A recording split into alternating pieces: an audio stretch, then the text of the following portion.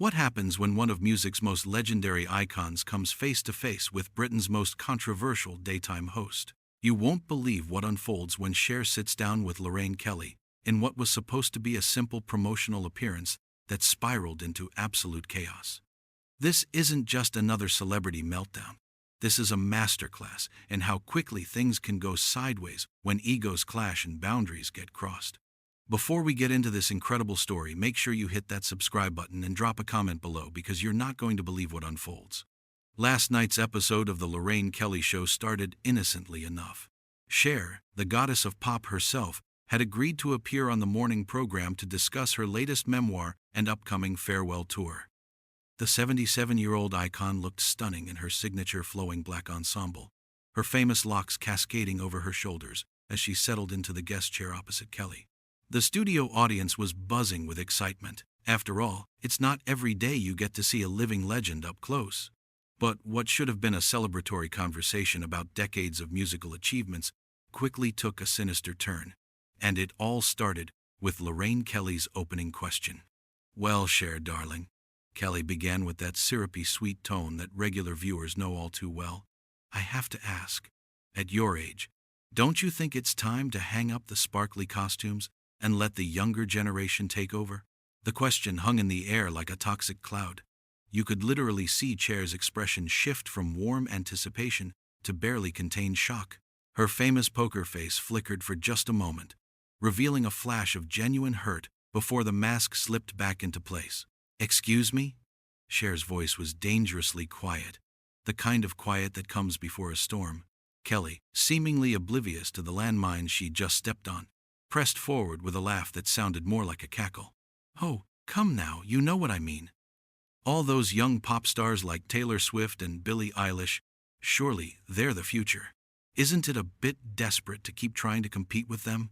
The studio audience shifted uncomfortably in their seats. Even the camera operator seemed to sense the tension building. Cher straightened in her chair, her legendary composure beginning to crack around the edges. "Desperate?" The word came out like a whip crack. "Lorraine, I've been in this business longer than some of these girls have been alive. I was selling records when their parents were in diapers." But Kelly wasn't backing down. In fact, she seemed to be feeding off the tension, leaning forward with that predatory smile that her critics know all too well.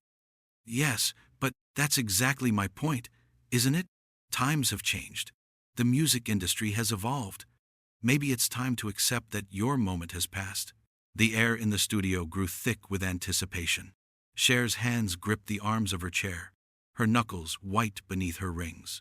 When she spoke again, her voice was controlled but deadly. "My moment has passed?" she repeated slowly, each word dripping with barely restrained fury. "Honey, I've had more moments than you've had hot dinners.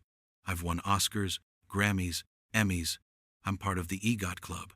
What exactly have you accomplished besides sitting behind this desk asking insulting questions?"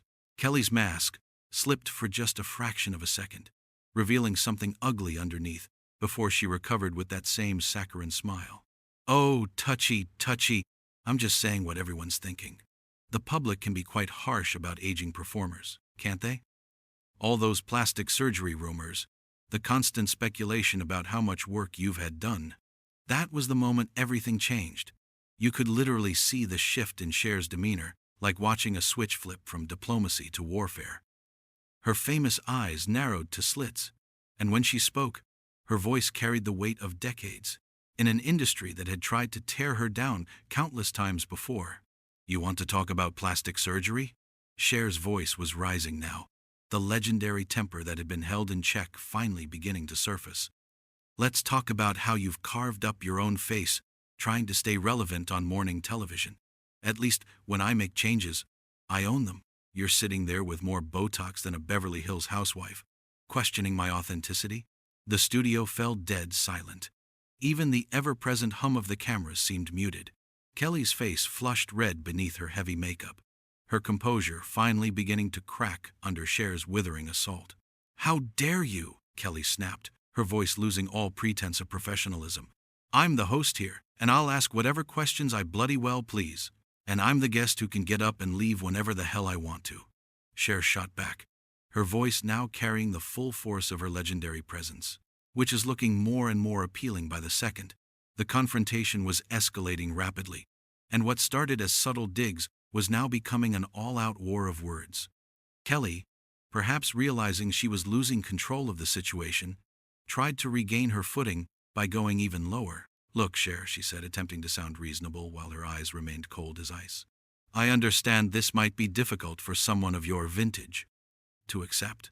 But the reality is that the industry has moved on. Your last album barely made a dent in the charts. Your tour sales are down from your peak years. Maybe it's time to face facts instead of living in denial?" The words hit like physical blows, and for a moment, Cher seemed genuinely stunned by the sheer audacity of the attack. But this was a woman who had survived decades in Hollywood, who had fought her way through countless battles with critics, industry executives, and personal demons. She wasn't about to be taken down by a morning television host with a grudge. But just as Cher opened her mouth to deliver what would undoubtedly be a career-ending response, something even more explosive was about to unfold. Kelly, sensing she was losing the upper hand and desperate to maintain control, made the fatal mistake of bringing up Cher's personal life. With a venomous smile that would make a snake proud, she leaned back in her chair and delivered the blow that would turn this interview into television infamy. "Speaking of denial," Kelly said with calculated cruelty, "let's talk about your string of failed relationships. 5 marriages, countless affairs. Maybe the reason you're clinging so desperately to your career is because you can't seem to make anything else work in your life." The studio went dead silent. Even the production crew behind the cameras stopped what they were doing.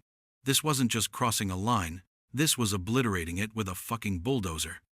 Cher's face went through a series of emotions in rapid succession: shock, hurt, and then something far more dangerous, pure, unbridled rage. "You miserable bitch," Cher said, her voice low and deadly calm. "You want to go there? Let's fucking go there."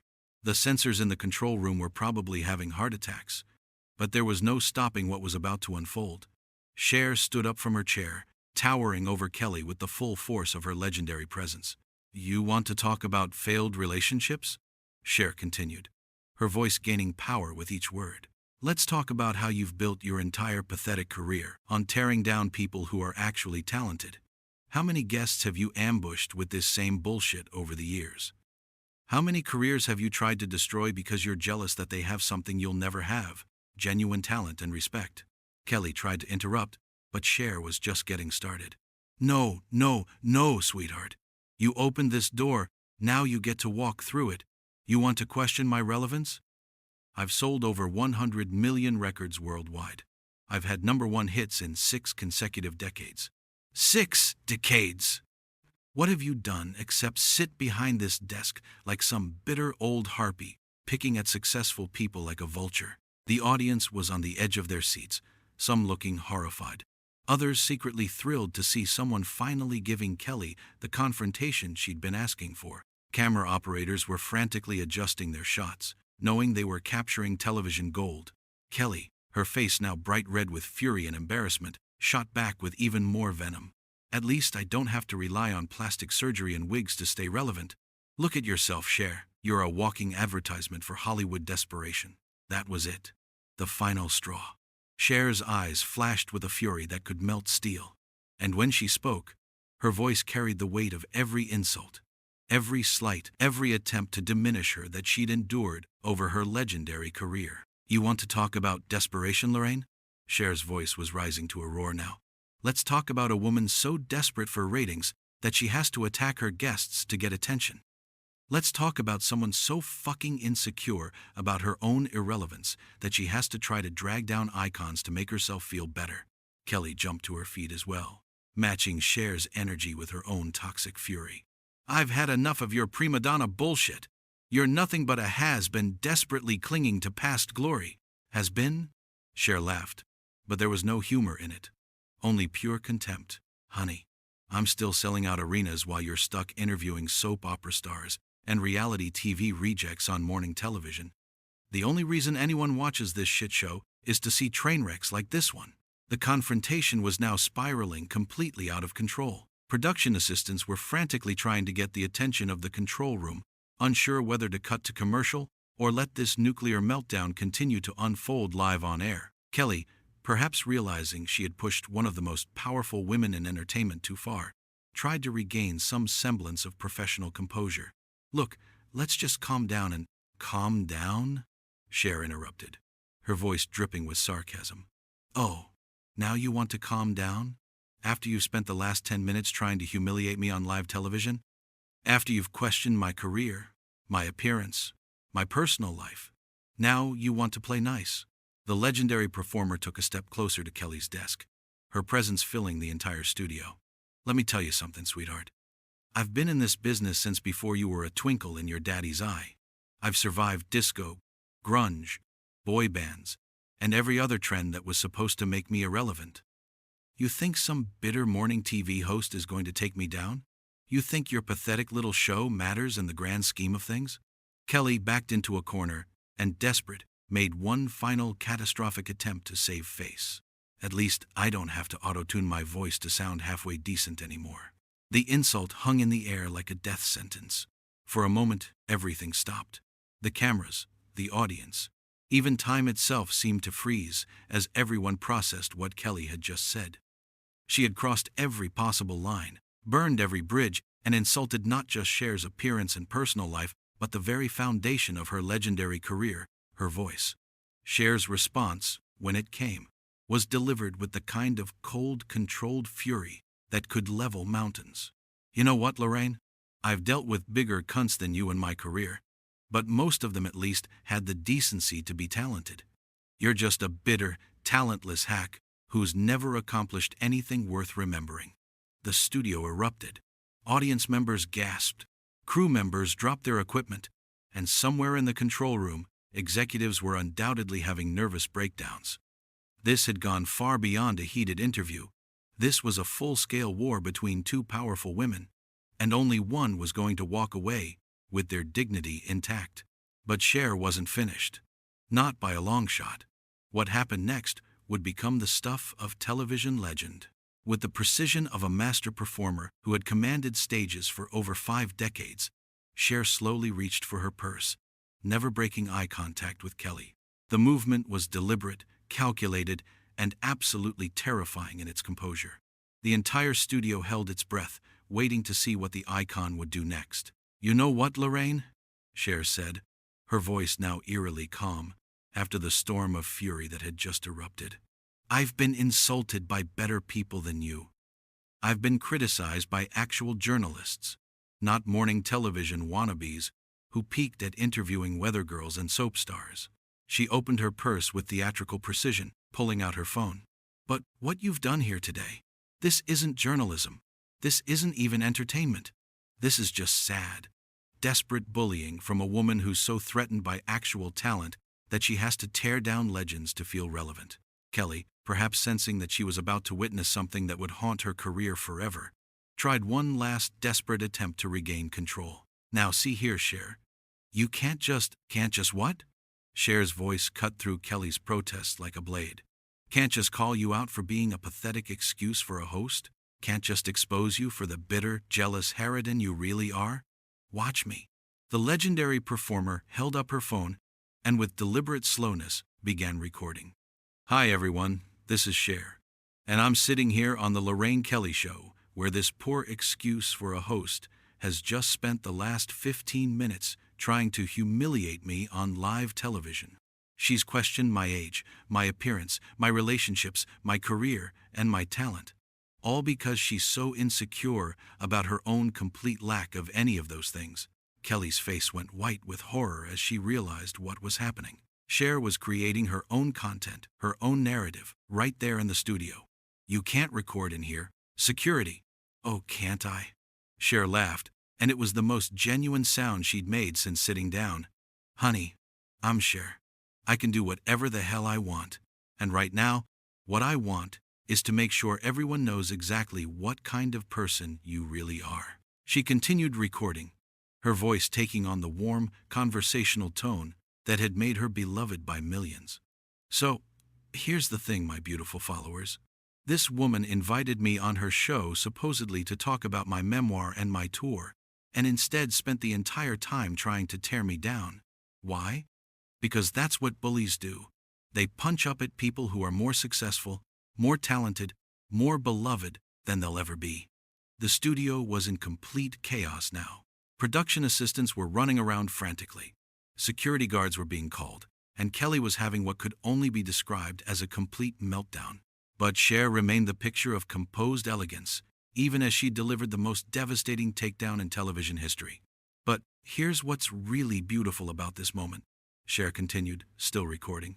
This woman thought she could intimidate me, humiliate me, make me small. She forgot one crucial thing: I'm fucking Cher. I've survived everything this industry could throw at me, and I'm still here, still fabulous, still selling out shows while she's stuck behind this desk interviewing reality TV rejects. Kelly finally snapped completely. Turn that bloody thing off right now. I'm the host here. This is my show. Cher lowered her phone and looked at Kelly with the kind of pitying expression usually reserved for wounded animals. Your show? Sweetheart, this stopped being your show the moment you decided to attack me. Now it's my show, and I'm about to give it the finale it deserves. Standing up with the grace and dignity that had made her an icon, Cher smoothed down her outfit and picked up her purse. The entire studio watched in stunned silence as she prepared for her exit. Ladies and gentlemen, she announced to the audience, her voice carrying clearly throughout the studio, I came here today to talk about my art, my life, and my upcoming tour. Instead, I've been subjected to the most unprofessional, disrespectful treatment I've experienced in 50-plus years in this business.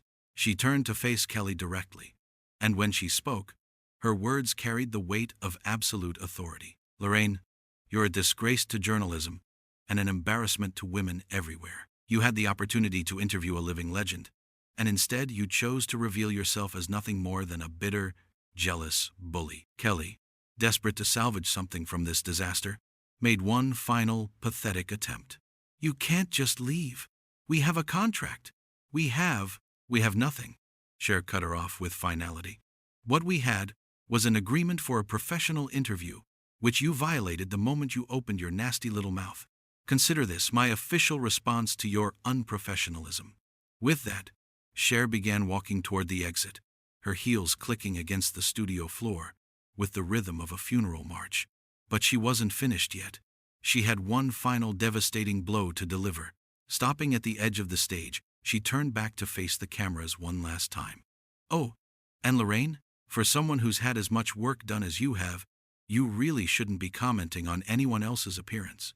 At least, when I enhance myself, I end up looking better. You just look like you stuck your finger in an electrical socket. The audience gasped. Some even applauded, and Kelly's face crumpled into something between rage and humiliation. But Cher wasn't done. And one more thing, she said, her voice carrying the authority of someone who had earned every accolade, every standing ovation, every moment of respect she'd ever received. I'll be performing for sold-out arenas full of people who love and respect me while you're still sitting behind this desk, desperately trying to stay relevant by attacking your betters. That's the difference between a legend and a footnote. With those final, devastating words, Cher walked out of the studio with her head held high, leaving behind absolute chaos. Kelly sat behind her desk, visibly shaking with rage and humiliation, while the audience sat in stunned silence, having witnessed what would undoubtedly become one of the most talked-about television moments of the year. The cameras continued rolling, capturing Kelly's complete meltdown as she realized her career had just been ended by a woman who had shown more class and professionalism while being attacked than Kelly had shown during the entire interview. As Cher's silhouette disappeared through the studio doors, she left behind something far more valuable than just good television. She left behind a masterclass in dignity, a lesson in standing up to bullies, and proof that legends don't just fade away quietly. They go out on their own terms, with their heads held high and their voices strong. The show would go on, but it would never be the same. And somewhere, in sold-out arenas around the world, Cher would continue to prove that true talent, genuine artistry, and earned respect will always triumph over cheap shots and desperate attempts at relevance.